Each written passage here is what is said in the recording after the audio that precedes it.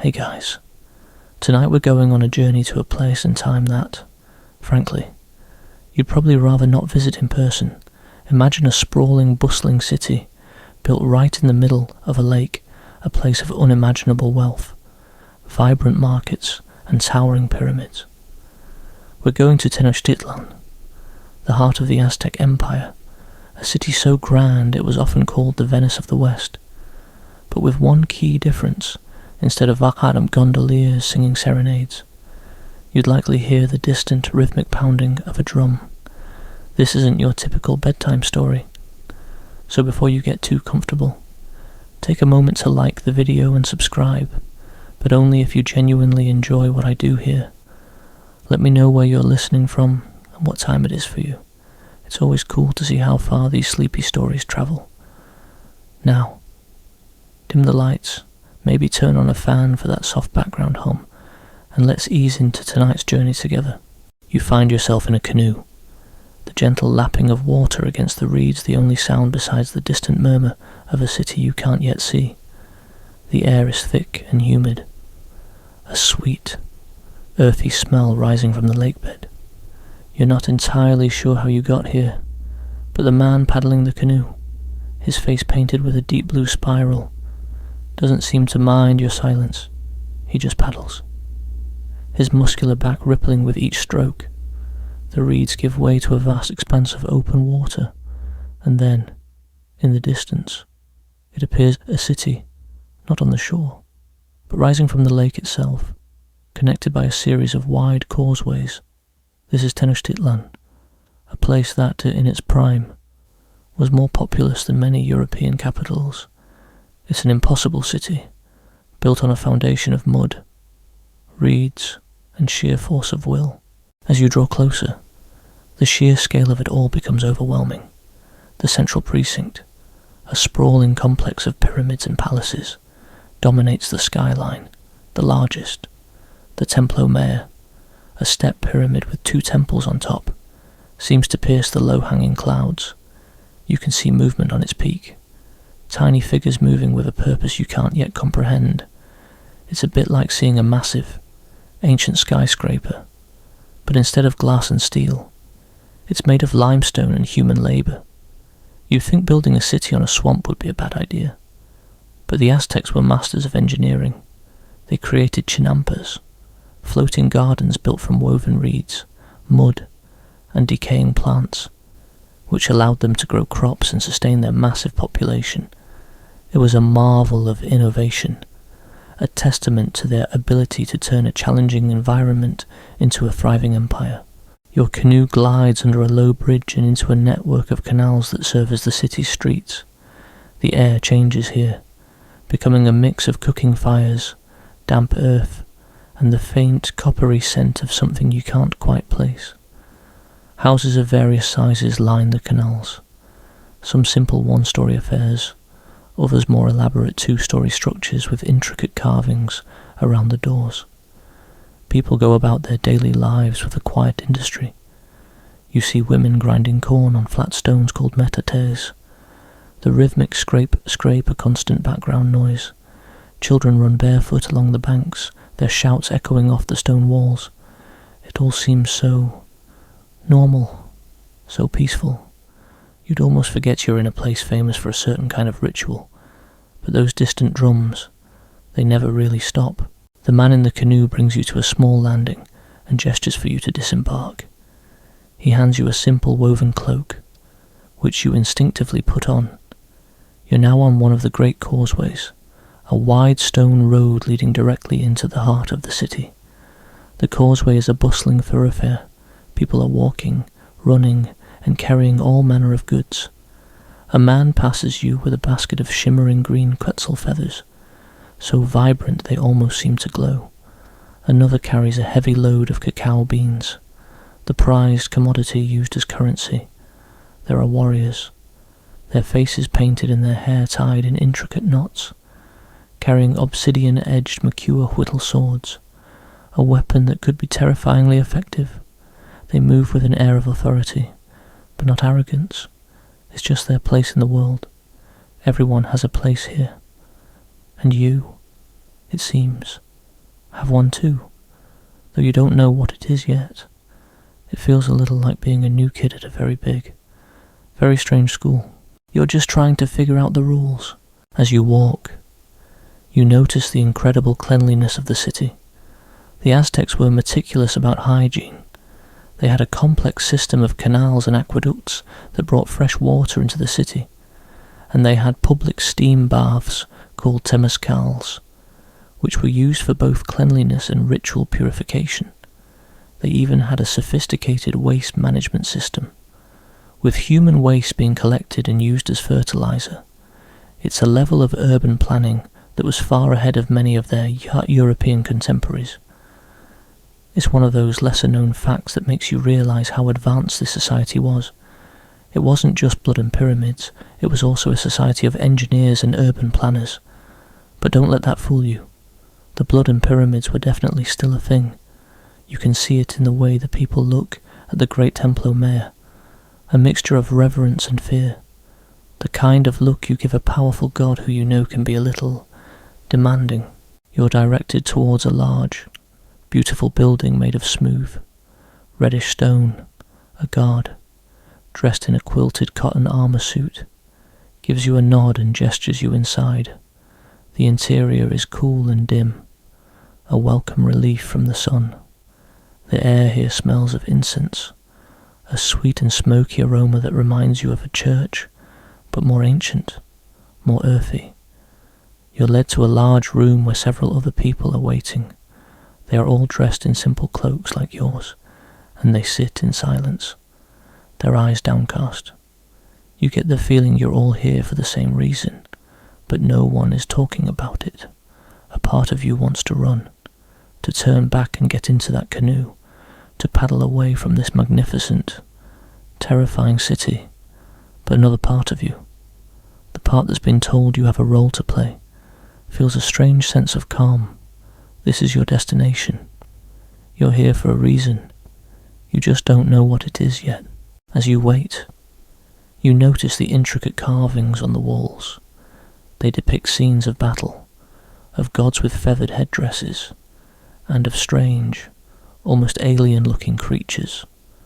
One carving in particular catches your eye. It shows a deity, a god of some kind, holding a human heart in one hand and a feathered serpent in the other. It's a striking image, both beautiful and brutal. It's a clear message. This is a world where gods are powerful, and their appetites must be satisfied. It's a world where the natural order is not a given. It must be constantly maintained through ritual and action.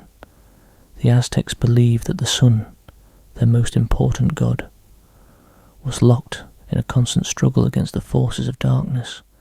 If they didn't feed it, the sun would stop its journey across the sky, and the world would end. The thought is both terrifying and compelling. What would you do if you truly believed that the fate of the entire world rested on your actions? The door opens, and a man walks in. He is older, with a kind, wrinkled face and a headdress made of a single, vibrant green feather. He is clearly a man of importance.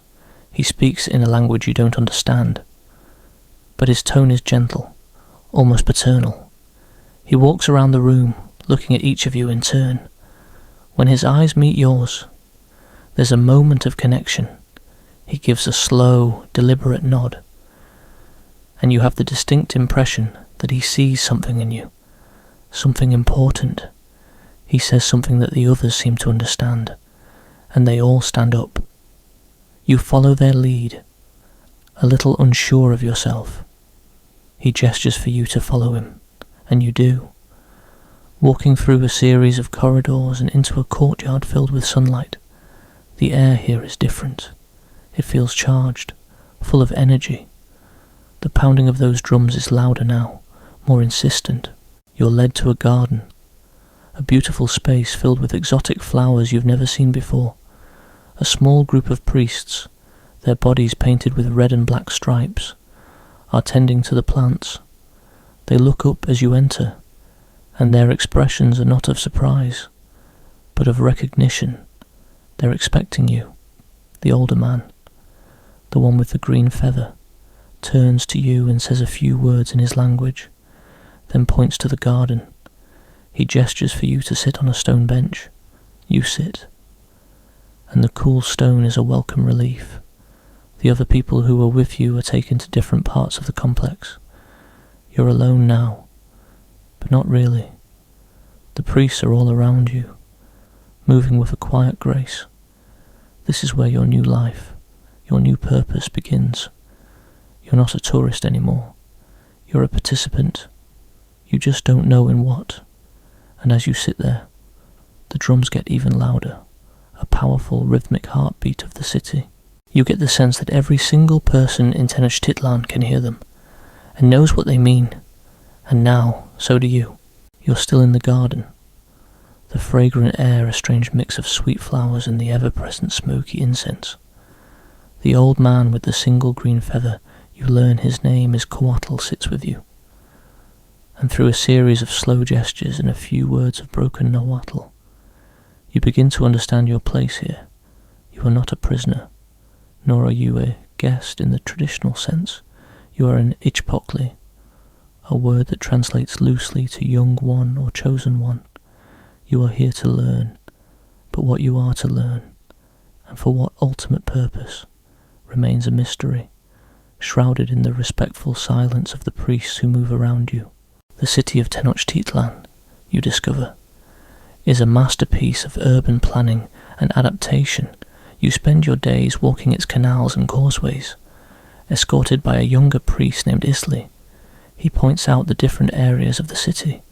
The great central square, or Teocalli, is where the Templo Mayor and other significant religious buildings are located. It's the city's beating heart, both spiritually and politically. You notice a massive stone rack, called a Sompantli, where the skulls of sacrificed individuals are displayed. It's a sobering sight, a constant reminder of the city's unique worldview. You have to admit, it's a bit jarring. One minute you're admiring the floating gardens, the next you're looking at a wall of skulls. It's a city of extremes, a place of incredible beauty and stark, brutal reality. Isli takes you to the Tianquisli, the great market of Tlatelolco, a city that was a twin to Tenochtitlan and later merged with it. This market is a sensory overload. The air is filled with the shouts of vendors, the smell of grilling food, and the vibrant colours of goods from all corners of the empire.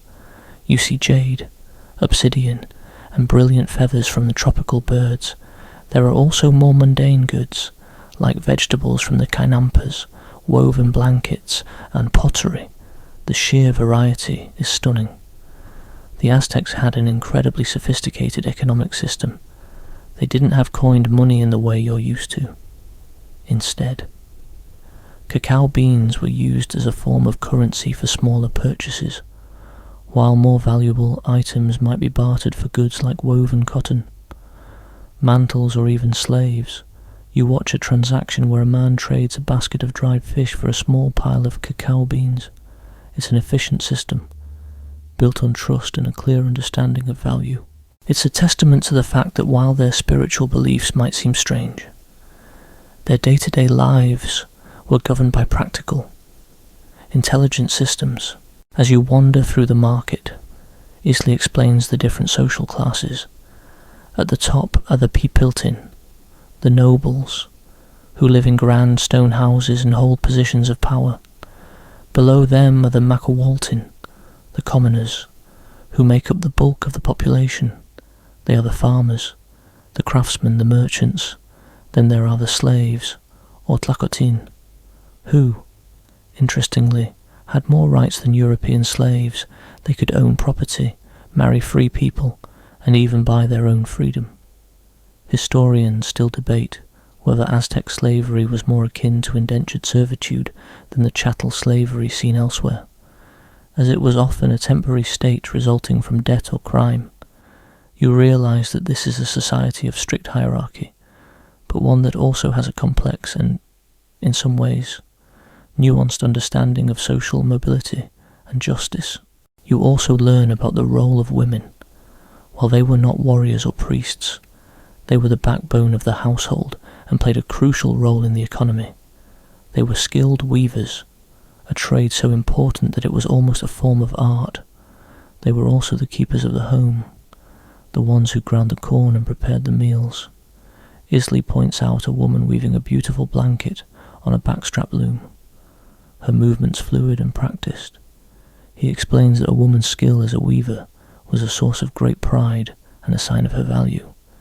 It's a reminder that a society's strength isn't just in its soldiers or its kings, but in the everyday work of its people.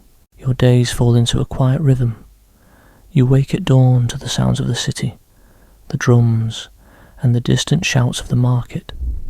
You eat a simple meal of corn tortillas and beans, and then you spend the day learning. Coatl teaches you about the gods. There is Quetzalcoatl, the feathered serpent, god of creation, wisdom, and wind. There is Tlaloc, the rain god, whose benevolence is crucial for the crops to grow. And then there is Huitzilopochtli, the god of the sun and war. Coatl speaks of him with a mixture of reverence and fear. Huitzilopochtli is the great warrior, the one who fought the stars and the moon at the dawn of time to bring light to the world. He is the one who must be constantly fed to ensure that the sun rises each day. You see paintings and carvings of him everywhere, a powerful deity with a hummingbird helmet and a fiery shield. He is the reason for the drums. He is the reason for the tumpantli. He is the reason for a lot of things you're not quite ready to understand. One day, Isley takes you to the Kalmakak, a school for the sons of nobles. Here, young boys are trained to be priests, warriors, and leaders. They are taught history, astronomy, and the art of warfare. The discipline is strict, and the lessons are demanding. You see boys practicing with wooden swords, their faces grim with concentration. This is where the future of the empire is forged. You also learn about the other schools, the Telpoch-Kali, for the sons of commoners. While the education here is more focused on practical skills and military training, it is no less important. The Aztecs understood that a strong empire required not just great leaders, but great citizens and great soldiers. Everyone had to play their part. You're standing near a small, beautiful temple dedicated to the maize god, a deity whose well-being is directly tied to the success of the harvest. Isley explains a peculiar detail about Aztec ritual when an offering was made. It wasn't just about the act of giving, it was also about the act of taking. For example, during certain festivals, priests would eat a paste made of ground maize and amaranth, seeds shaped into a deity's form. This act was not just a meal, it was a way of communing with the god, of internalizing their power. It's a fascinating detail that shows how the sacred and the mundane were interwoven in their daily lives. You can't just separate their religion from their farming, or their trade, or their politics. It's all one seamless, intricate tapestry. One evening, as the sun begins to set, casting long, dramatic shadows across the city, you and Coatl are sitting in the garden. He points to the west, where the sun is a brilliant ball of fire sinking below the horizon. Tonatio, he says, using the Nahuatl word for sun. He is tired. He has fought a great battle to cross the sky. Now, he must rest, and tomorrow he will fight again. He looks at you, his eyes serious, but he cannot fight alone. He needs our help. He needs nourishment. The word hangs in the air, heavy and full of meaning. You look at the Templo Mayor in the distance, its twin temples silhouetted against the fiery sky. One temple is dedicated to Tlaloc, the god of rain, a benevolent figure who brings life. The other is dedicated to Huitzilopochtli, the god of the sun and war, a demanding deity who requires a different kind of offering. You feel a chill run down your spine. Despite the warm air, the drums beat on, a steady hypnotic rhythm. You understand now that this city, this empire, is a living, breathing machine, and its purpose is to keep the sun in the sky. And you, it seems, are a cog in that machine. The days turn into weeks, and your life settles into a strange kind of routine. You spend your time with Coatl and the other priests, learning the myths and rituals that govern their world. You are a student, a participant, an observer, and it's all leading to one central truth that you can no longer ignore. The entire civilization is built on the belief that the sun is a celestial warrior in a never-ending battle. The Aztecs call him Huitzilopochtli, the hummingbird of the south, a name that sounds almost delicate, but represents something fierce and demanding. He is not just a god, he is the literal force that keeps the universe from plunging into darkness. You learn the story of his birth. His mother, the earth goddess Quetzalcoatl, was sweeping a temple when a ball of hummingbird feathers descended from the sky. She tucked it into her bosom, and miraculously became pregnant. Her other children, the moon goddess Coyolxauhqui and her 400 brothers, the Tenzon Huitznahua, the stars as were outraged. They saw the pregnancy as a source of shame and conspired to kill their mother.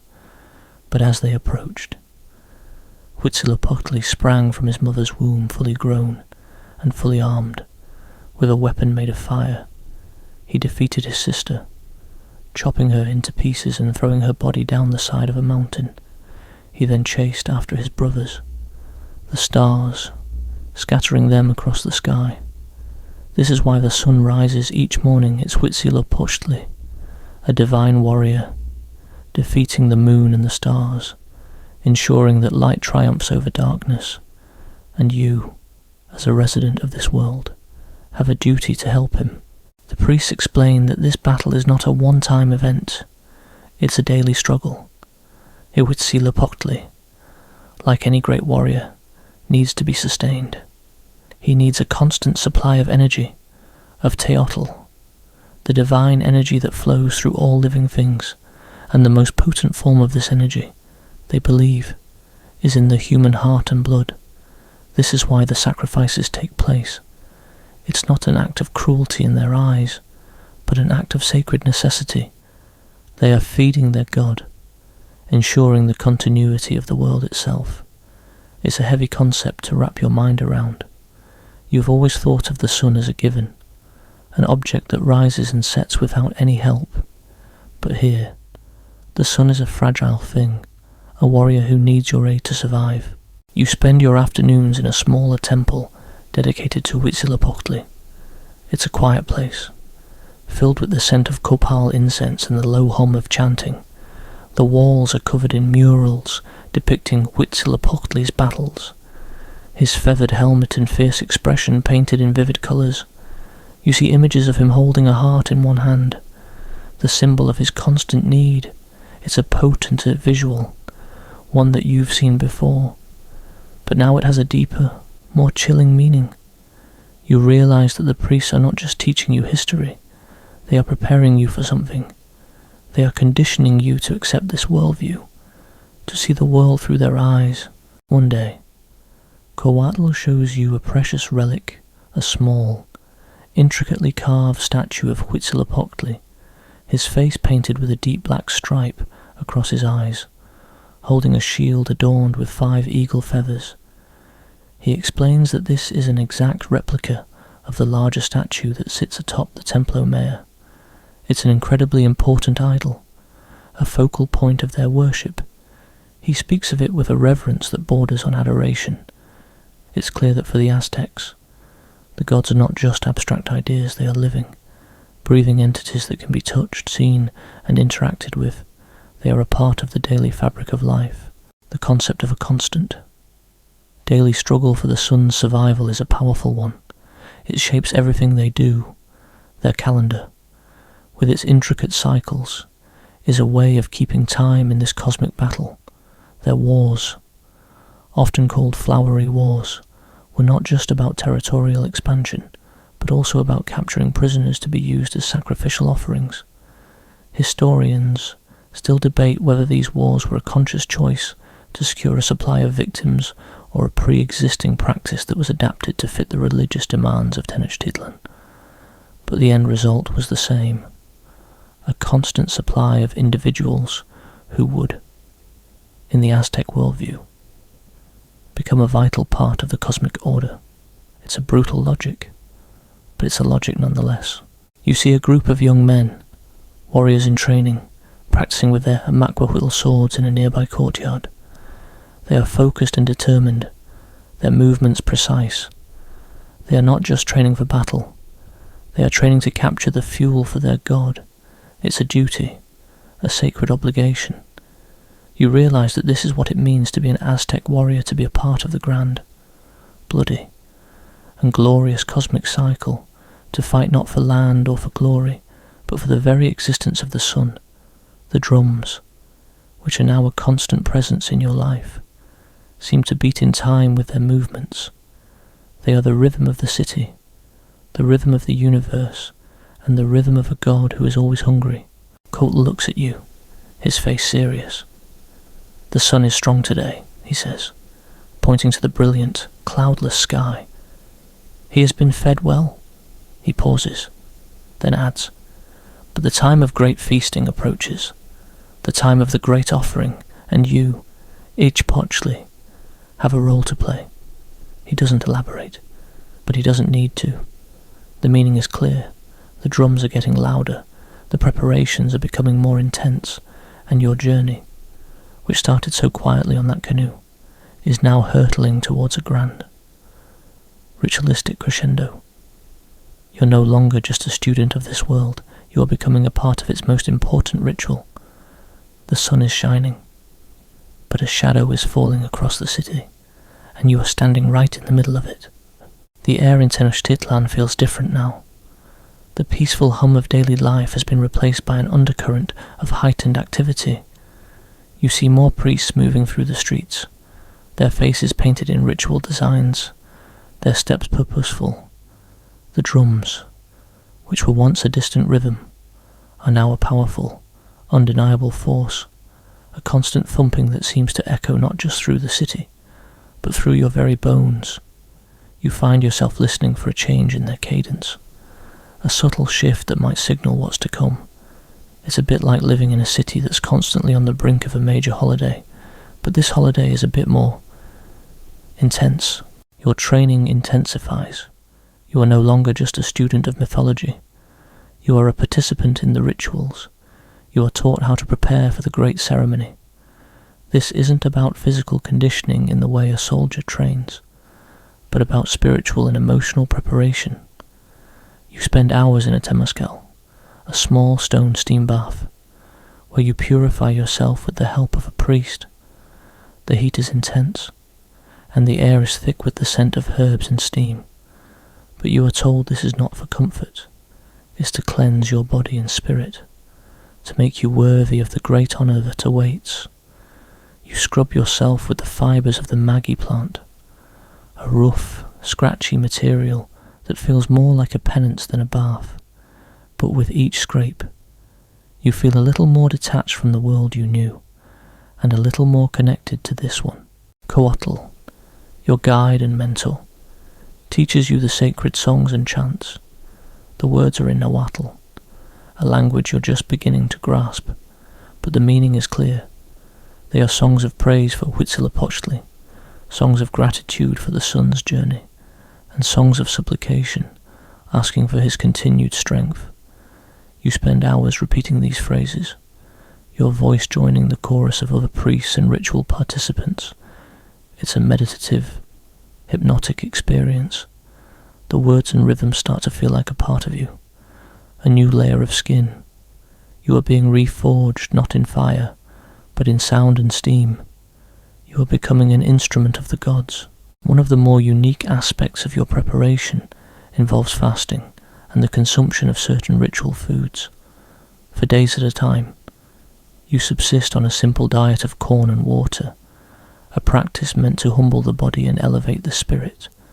But then, on certain days, you are given a special paste to eat. This paste, called soali, is made from ground amaranth seeds and honey, and it's moulded into the shape of a god, often Huitzilopochtli. Eating it is a profound act of communion. You are not just consuming food, you are consuming the divine, making the god a part of your own being. It's an intimate and powerful ritual, one that blurs the line between the physical and the spiritual. It's a little like taking communion in a modern church, but with a much more literal and direct connection to the deity. It's a very weird, but very powerful concept. You also participate in symbolic rituals that mimic the cosmic battle. You are given a small, ceremonial shield and a wooden sword, and you engage in mock battles with other participants. The movements are stylized and precise, a dance more than a fight. You are not trying to defeat your opponent, but to embody the struggle between light and darkness.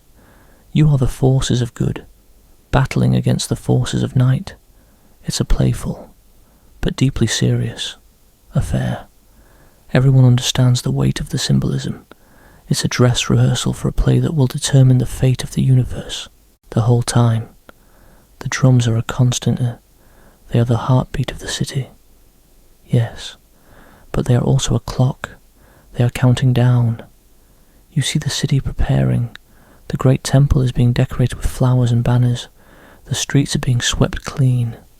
The market is buzzing with even more energy than usual. As people prepare for the great festival, there's a nervous energy in the air, a mix of excitement and solemnity. It's a time of great reverence, but it's also a time of great fear, because while everyone is a participant, not everyone has the same role to play, and your role is still, frustratingly, undefined. Kotal takes you aside one evening as the sun, Tonatiuh, is sinking below the horizon, painting the sky in fiery shades of red and orange. He points to the sky, and then to the Templo Mayor. He fights now, Kotal says, his voice low and reverent, and we must be ready to help him fight again tomorrow. He then explains a detail of the ritual that you find fascinating.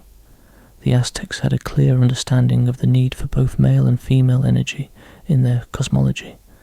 The priests and warriors, who were overwhelmingly male, embodied the masculine, martial energy of Huitzilopochtli, but they also honoured female deities, like the earth goddess Coatlicue, and held important rituals to ensure the fertility of the crops.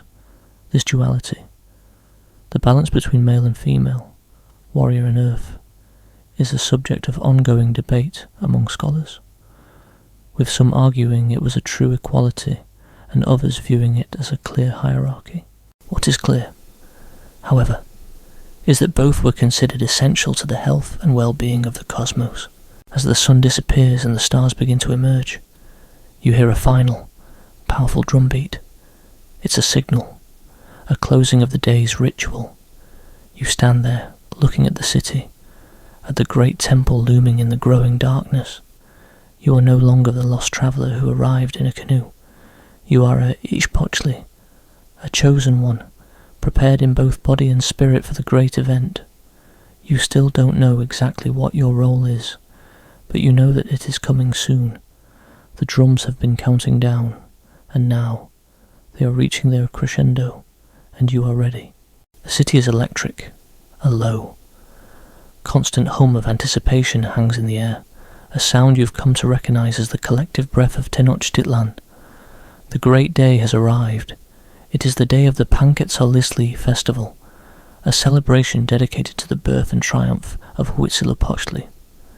You have been told that this is the most important festival of the year, a time when the sun is at its lowest point in the sky and needs the most help to be reborn. The drums are no longer just a rhythm, they are a deafening, a thunderous roar that seems to shake the very foundations of the city, a sound that has been building for days and now demands your full attention. You are dressed in a simple white cotton tunic, its stark colour a contrast to the vibrant feathers and intricate jewellery worn by the high priests and warriors around you. You are part of a procession that has been forming since dawn. It's a massive column of people, a river of humanity flowing towards the great central precinct, the Teocalli. At the head of the procession are the most important priests, their bodies painted with black and red, their headdresses so tall they seem to touch the sky. Behind them are the warriors, their quilted cotton armour and shields making a soft, rustling sound as they move, And then there are you and the other participants, a group of individuals who, like you, have been chosen for this day. You walk in silence, your mind a whirlwind of the songs, the stories and the rituals you've learned. As you move through the streets, you see the city come alive. Every window is filled with faces. People line the causeways, watching the procession with a mix of reverence and awe. They throw flowers onto the path. Their bright colours a stark contrast to the rough stone. The smell of copal incense is everywhere, a thick, sweet smoke that hangs in the humid air, creating a hazy, dreamlike atmosphere. It's a bit like being in a parade, but this parade has a very serious, very final destination. The energy is palpable.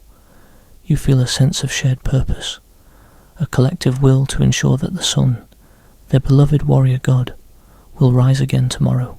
The procession reaches the great causeway leading to the central precinct.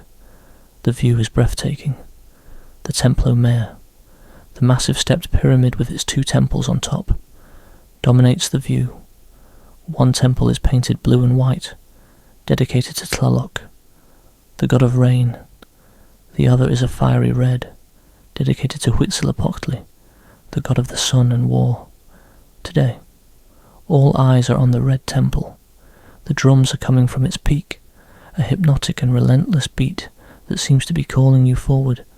You look at the steep, narrow staircase that leads to the top. It seems impossibly high, a ladder to the heavens. You notice a detail you hadn't seen before. The steps are so steep that you cannot see the one above you, a design choice that ensures no one can turn back once they start the ascent. It's a one-way trip, at least in a symbolic sense. You are now at the base of the Templo Mayor, and the procession begins its climb. The sheer scale of the pyramid is humbling. You are a tiny speck of a human, slowly making your way up a monument to a god. The sun beats down on your back, a hot and relentless force. You can feel the heat radiating from the stone steps. With each step, the world below you shrinks. The canals look like thin ribbons of water. The houses like toy blocks. You can see the entirety of Tenochtitlan, an impossible city of stone and water, a testament to a people's faith and ingenuity. As you climb, you remember the stories Coatl told you. You remember the battle of Huitzilopochtli against his sister, Coyolxauhqui, and his brothers. The Tenzon Huitznahua, the very base of the temple, you learned, was decorated with a massive stone carving of the dismembered Coyolxauhqui. It's a chilling reminder of the god's power and ferocity. You are walking up the same mountain where he defeated the forces of night. It's a pilgrimage, a reenactment of a divine myth. Your every step is a part of this ancient story. The drums are so loud now, you can feel their vibrations in your chest. The sound is not just heard, it is experienced. It's a primal, powerful rhythm that fills the air and leaves no room for thought. You are just a body, moving forward, upward, in a trance-like state. You are no longer an individual, you are a part of a collective, a group of chosen ones making their final, sacred ascent. The air at the top is thinner, and the wind whips at your tunic. The world below is a breathtaking panorama of the city and the surrounding lake, but you don't look down for long. Your eyes are drawn to the temple on top of the pyramid, the red temple of Huitzilopochtli, and you see it, the obsidian blade. It glitters in the sunlight, sharp and menacing, an unblinking eye of the god. You are standing at the top of the Templo Mayor, the highest point in Tenochtitlan, and the world stretches out before you. The lake, Lake Texcoco, shimmers in the distance, a vast silver sheet under the hot sun. The causeways look like thin threads connecting the impossible city to the mainland, but your eyes are drawn to what is directly in front of you. You are on a small, flat platform, and to your left is the blue and white temple of Tlaloc. To your right is the red temple of Huitzilopochtli, and it is here that the ritual is focused. The air is thick with the smell of copal incense and a different, sharper scent, a metallic, coppery smell you now recognize as blood. The rhythmic drums are deafening, a physical presence that forms in your bones. You can see the scene clearly now. In front of the Huitzilopochtli temple is a large, slightly curved stone, the Techtcatl. It's stained a deep, dark red, a colour so profound it seems to absorb the sunlight. At the foot of the Techtcatl is a basin, also stained red, where the blood and hearts will be collected. You notice the high priests, their long black hair matted with blood, their bodies painted in ritualistic designs. They are the instruments of the gods, the ones who will perform the sacred act. Their movements are slow, deliberate and precise, a terrifying dance of devotion. The procession of the chosen ones, the Huitzilopochtli, has reached the top. You are now standing in a line, a small group of individuals who, like you, have been prepared for this moment. Your fear is a distant, hollow echo. It's been replaced by a strange sense of calm, an acceptance that you are a part of something much larger than yourself. You look at the sky, at the sun, Tonatir, and you understand the gravity of this moment. This isn't just a brutal act, it's a cosmic necessity in their worldview. You are not a victim. You are a vital part of the universe. The first person in your line is led to the Techtcatl. 4 priests hold the individual down, 1 on each limb. A 5th priest, the Chakmul, places a sharp obsidian blade, a Techtpatl, over their heart. He speaks a few words, a prayer to the god. And then, with a single hatchet swift motion, he makes the incision. The act is shocking in its speed and its finality. The priest reaches in and, with a quick, practiced movement, pulls out the still beating heart.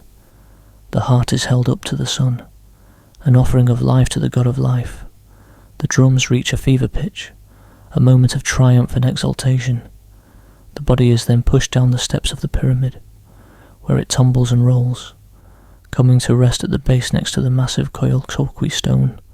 It's a grisly, brutal image, but here, in this moment, it is seen as an honour, an act of divine service.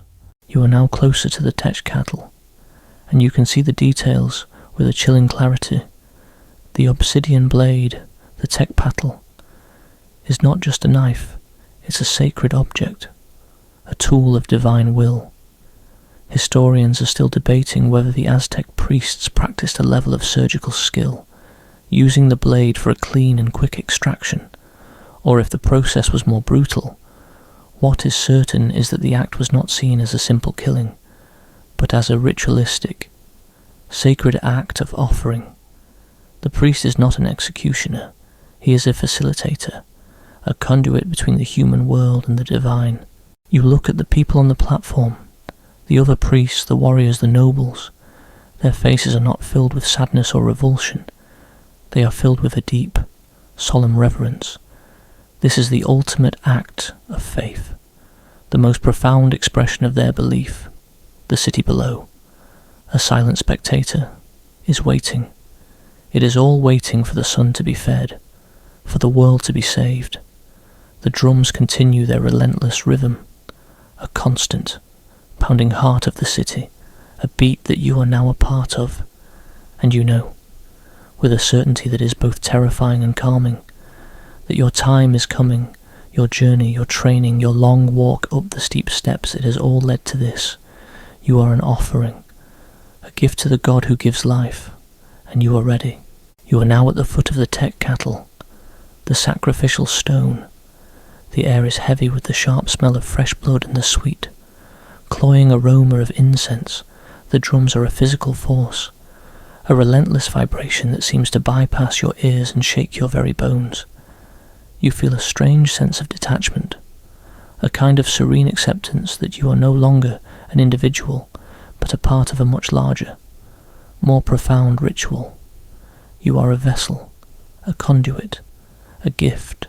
Your training, your silent journey, your long walk up the steep steps, it has all led to this. This isn't a moment of fear, it's a moment of truth. The high priest, his face a mask of solemn concentration, gestures for you to lie down on the stone. You do so without hesitation. The stone is cool and smooth beneath your back, and you can feel the slight curve that makes your chest rise. A silent offering to the sky. 4 other priests, their hands strong and steady, hold your limbs. You look up at the vast, cloudless sky, at the sun, Tonatiuh, a brilliant, unblinking eye of fire. You have spent weeks learning about him, about his constant battle, and now you are here to help him. You are here to feed him. The high priest stands over you, holding the obsidian blade, the tekpatl. It glitters in the sunlight.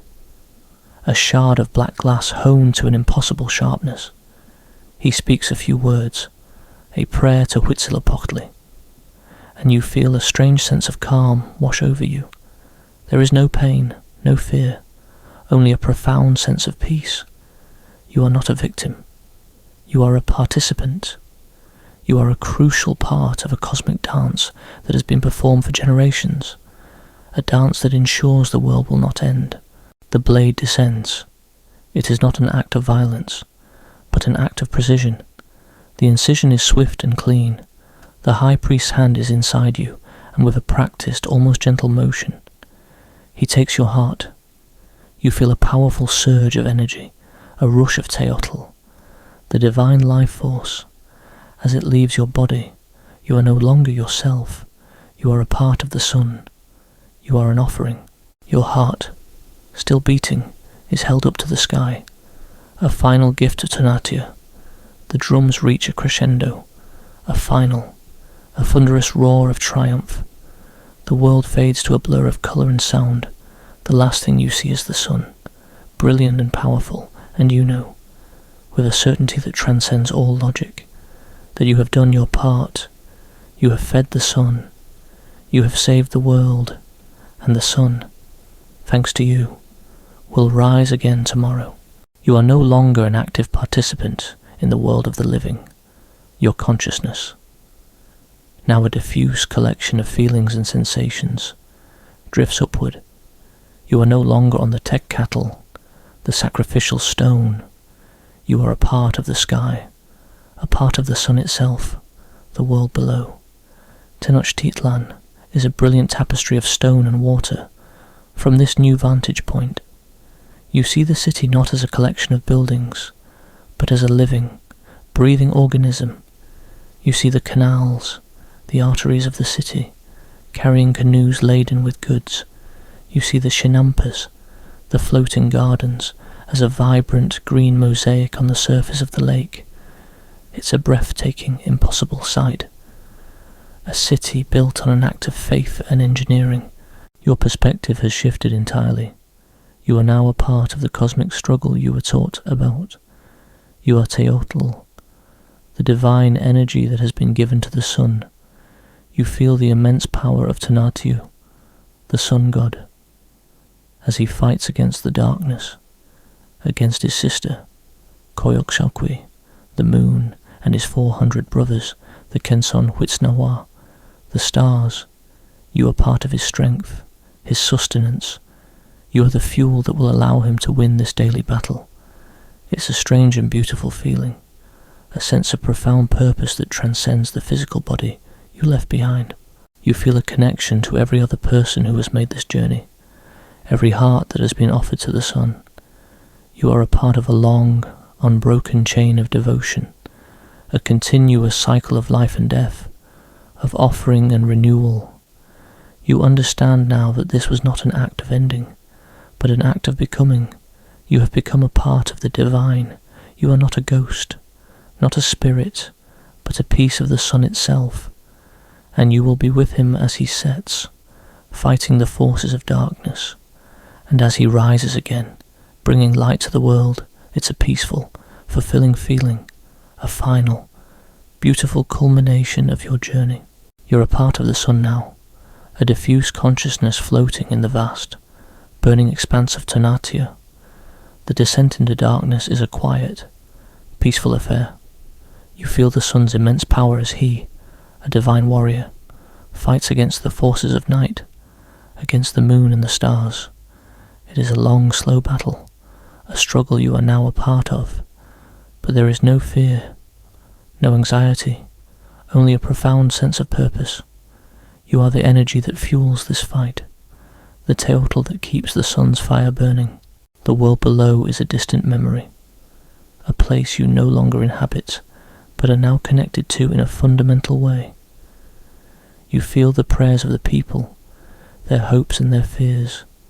You feel their collective will, their desire for the sun to rise again. It is a powerful, humbling sensation, this sense of being a part of something so much larger than yourself, a cosmic force that is the very foundation of their world. The long night is over, and the dawn is a glorious moment of triumph. You feel the sun, Huitzilopochtli, win the final battle against the stars and the moon. The sky begins to lighten, a slow, gentle transition from the inky black of night to the brilliant, fiery hues of the morning. You are a part of this victory. The sun rises, a magnificent orb of fire, and you are with him, a tiny but vital part of his immense power. From this new perspective, you can see the city of Tenochtitlan below, a city that has been saved, a world that has been renewed. You see the priests, their faces streaked with paint, raising their arms to the sky in a gesture of gratitude. You see the people, coming out of their homes, their faces filled with a profound sense of relief. The drums, which were silent during the night, begin to beat again, a steady rhythmic pulse of life and celebration. This is the aftermath of the great sacrifice. This is the legacy of your final act. The sun rises again. You are a part of his triumph, a flicker of light in his immense fire. The world below, Tenochtitlan, is alive with renewed purpose. You see the people going about their lives, their faces filled with a quiet sense of relief.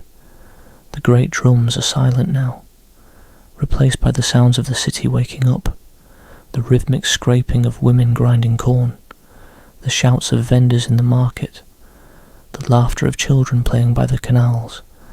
It's all a beautiful, intricate symphony of life, a symphony that was made possible by your sacrifice. You are no longer an observer, but a part of this symphony. You are in the sunlight that warms a child's face. You are in the heat that ripens the corn in the canampas. You are in the energy that allows a warrior to train, a merchant to trade, a priest to pray. Your final act was not an ending, but a new beginning. It was a transformation, a merging with the divine. You are a part of the cosmos, a whisper on the wind, a gentle warmth on the skin. You are a small but vital piece of the sun itself, and you will be with him always, in his journey across the sky, in his battle against the darkness, and in his glorious, triumphant return each and every day. It's a peaceful, profound eternity, a silent and eternal journey as a part of the sun. It's an ending, but it's also a new kind of existence, a quiet, golden forever.